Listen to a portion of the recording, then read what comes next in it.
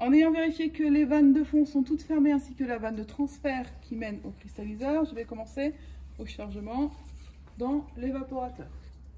J'ai préparé 3,2 kg de solution de carbonate.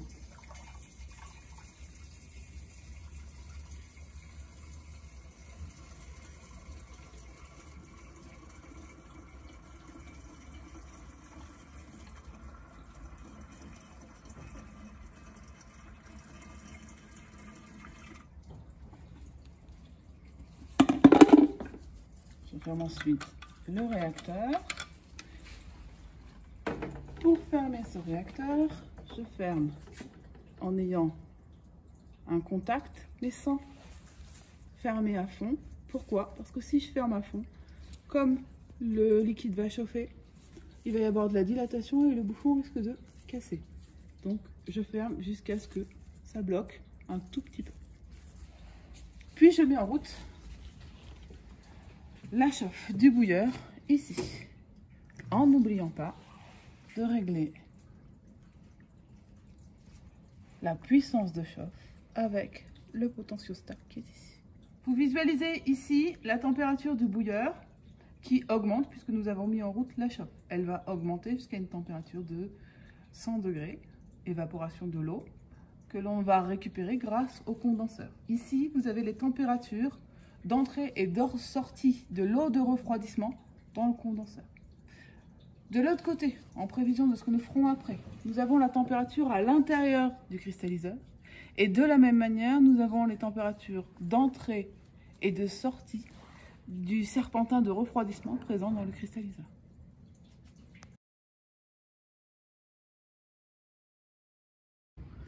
L'évaporation a commencé. Nous voyons le liquide bouillant dans le bouilleur, les vapeurs se former, arriver dans le condenseur, se condenser, comme on voit les petites gouttes ici sur les parois du condenseur à l'intérieur, puis aller ici. On peut le voir, le débit est assez faible. Pour augmenter le débit, nous avons deux actions possibles. Première action, nous en avons parlé, augmenter la puissance de chauffe. Je vais la mettre à son maximum.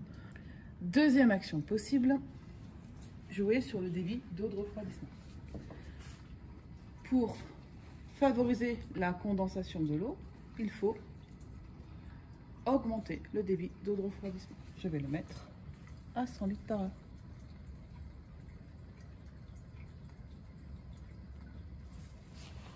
Ceci va nous permettre d'augmenter le débit d'eau évaporée.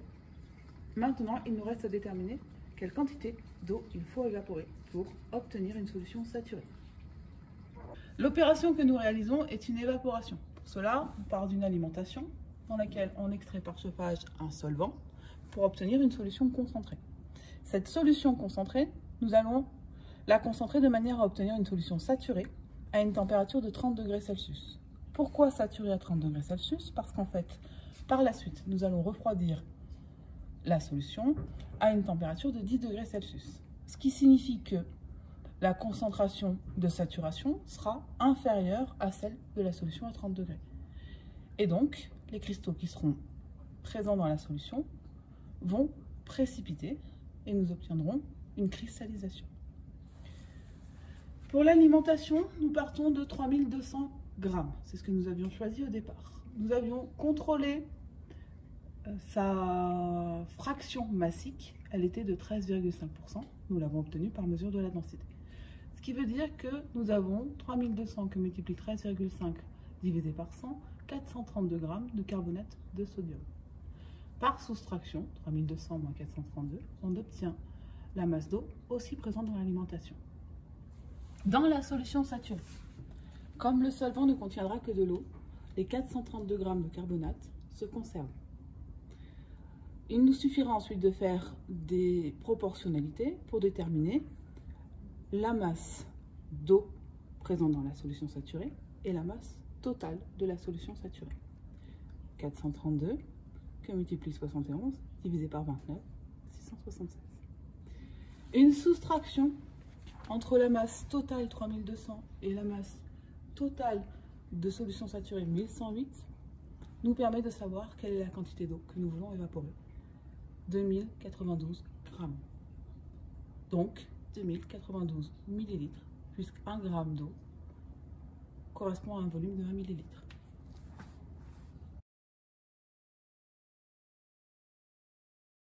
Nous allons arrêter l'évaporation puisque nous voyons qu'il se forme un peu de cristaux à l'intérieur. Le volume que nous avions calculé était de 2000 ml d'évaporat. Nous en sommes à 1800 ml. En fait, ce volume que nous récupérons n'est pas tout à fait le volume total qui a été évaporé, puisque nous avons de l'eau stagnante ici, de l'eau stagnante ici, et de l'eau qui reste à l'intérieur.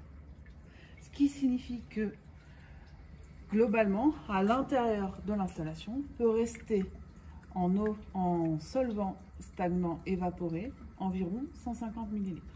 Donc, on va arrêter l'évaporation avant d'avoir récupéré les 2000 ml. Pour cela, nous allons arrêter la chauffe du bouilleur. Attendre que l'ébullition s'arrête dans le bouilleur. Puis procéder au transfert vers le cristalliseur, en ayant vérifié que la vanne était bien fermée. Nous mettons en route l'agitation et nous allons refroidir de manière à ce que la température dans le cristalliseur soit de l'ordre de 35 degrés. En raison de la taille des grains de carbonate, il est impossible de cristalliser à l'intérieur le carbonate de sodium, puisqu'il y aura un phénomène d'agglomération des cristaux qui vont boucher le cristalliseur. Donc on fait un surrefroidissement dans un bain de glace pendant lequel la cristallisation se fera. On voit ici que la vitesse d'agitation est assez faible, donc on va l'augmenter de manière à avoir un refroidissement plus homogène. Pour l'augmenter, on tourne ce curseur et la vitesse d'agitation s'affiche ici. On regarde en même temps la température ici, de manière à arrêter et transférer le liquide dans un bécher lorsque la température ici est de 35 degrés.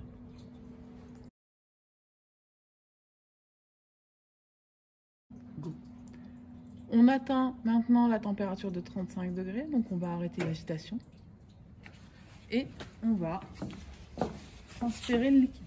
Vous remarquerez que j'ai remis les gants puisque je vais être en contact avec le mélange.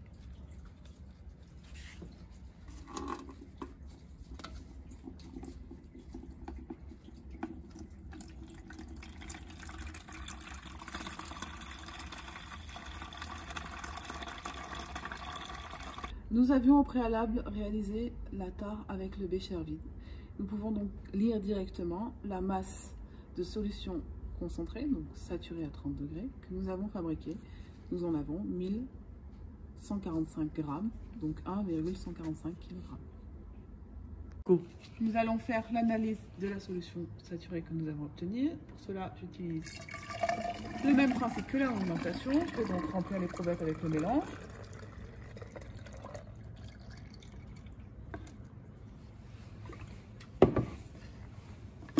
Et en mesurer la densité. J'ai choisi 3 densimètres.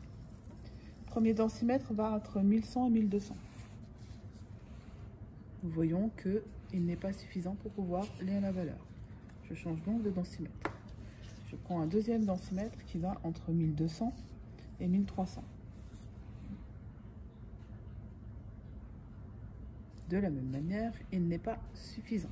Je prends donc un troisième densimètre qui est entre 1200 et 1400.